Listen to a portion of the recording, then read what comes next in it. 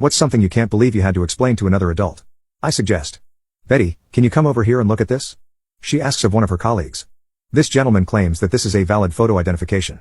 Do you even know what this is? Betty looks at me and says, sir, we're gonna need a valid form of photo identification like a driver's license or something. I give the classic two-handed facepalm and, after a long-suffering sigh, I say it's a passport.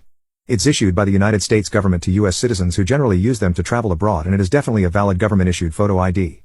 By this time a third teller, let's call him Carl, is involved. I think it's one of those things you use to go to foreign country or something. He says to Charlotte and Betty.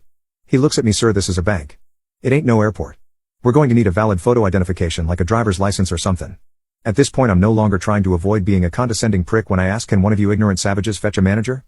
Preferably one that's traveled beyond the borders of the great state of Alabama.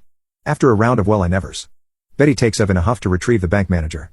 When he arrives, Charlotte looks at me smugly and says, Bill, this gentleman wants withdraw cash but he doesn't have valid photo identification, he only has this.